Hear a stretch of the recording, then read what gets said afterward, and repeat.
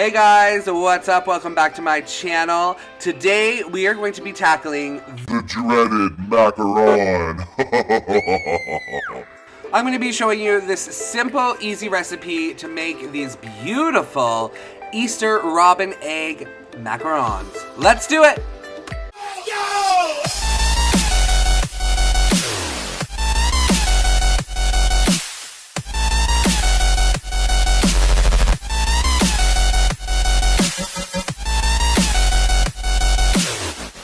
So, I know everybody gets really nervous about making macarons. Honestly, it's not too bad. It takes 6 ingredients. You'll see here: icing sugar, cream of tartar, almond flour, eggs, vanilla, and a little almond extract. I can honestly say when I first started making them, I did fail about 4 or 5 times. But once you nail the recipe and get a flow, it really is easy. So let's get into it. I actually didn't use vanilla in this recipe, so disregard that. So to start, line some baking trays with some parchment paper. Make sure that paper's really nice and flat. Trust me, this will save you time at the end, and it'll make the whole process go a lot easier if this is pre-done. So here, I just have my little kitchen scale, and I set it to ounces, and I'm just measuring out 2 ounces of egg whites. Here I'm measuring out 2 ounces of almond flour. And right in the same container, I'm mixing 4 ounces of powdered sugar. You need 6 ounces altogether of your dry ingredients. So 2 ounces almond flour, 4 ounces of powdered sugar. In a sieve, I am combining those 2 dry ingredients all together. This is an important step because you really want to have a nice, flawless flour so that you can have really nice tops on your macarons.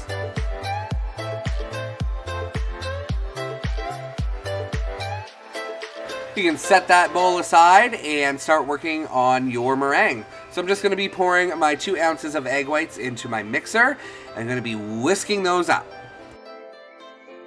Once your egg whites look nice and white and frothy like this, you can start adding in your sugar. It is 1 ounce of sugar. Don't add in all the sugar at once. Take your time. Once the sugar is incorporated, you can go ahead and add in 1/8 of a teaspoon of cream of tartar and a teaspoon of almond extract. Now you want to whip this to stiff peaks. Now this is not a stiff peak. That is a soft peak. See that jiggle? Look at all that. Look at all that junk in her trunk. That is not a stiff peak. So I'm going to start whipping it again. Now would be a perfect time to add in any color you'd like. Just a little bit. A little food gel goes a long way. I chose a nice turquoise color. Now this is stiff peak stage. When you can hold that meringue over top of your head and it won't move, that is a stiff peak. Just taking a large glass and just wrapping my piping bag around it. This will make your job a lot easier. The thing with macarons is it's a lot of prep work, but it is a fairly simple recipe. Now I'm going to be adding in my meringue to my dry flour mixture. This is the part that everybody dreads. So essentially, you're just supposed to incorporate that meringue slowly. So you just want to take your spatula and just go around the bowl over and over and over again, occasionally cutting through the middle until all of that flour is absorbed.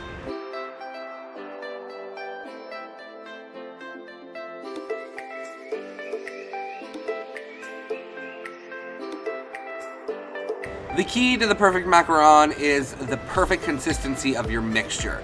You want to continue mixing your mixture until you can make a figure 8 like this in one consecutive, big swoop. Then you're going to be transferring it into that piping bag in the mug. And then you're going to be piping them onto your parchment paper. A lot of people use templates underneath their parchment paper, which you totally can. I suggest you do if you are trying this for the first time. A lot of people also don't like those little peaks that you're seeing there, but I find that you don't really have to do that little fancy wrist flick because they do flatten out by themselves. You're going to give your trays a couple whacks on the table just to get all the air bubbles out. And if you do see any air bubbles like this one, then you can just take a little toothpick and just kind of cover them up. This next step is very, very important. You want to let your macarons rest for at least a half hour, 40 minutes, even overnight if you want. You should be able to actually touch the skin of it without making any impressions. When it's good to go, you can throw them in the oven at 320 degrees Fahrenheit for 12 to 14 minutes. These ones were 14 minutes. I should have left them in for 12 minutes, but they look beautiful. Look at the little feet on them. They're perfect. I love them.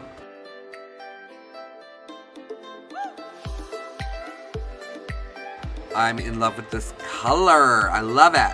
All right, so here I'm just adding a little bit of brown airbrush color. Just dipping my paintbrush in it and just kind of splattering all over the tops of the macarons. It gives you this beautiful robin's egg effect. I love it so much. It's so Eastery, so spring. And I just filled them with the same color American buttercream. And look at them, they turned out beautiful. Thank you guys so much for watching. I hope you liked what you saw. If you did, smash that subscribe button. And don't forget to hit that bell notification for new videos every week. Love you. I'll see y'all soon. Mwah!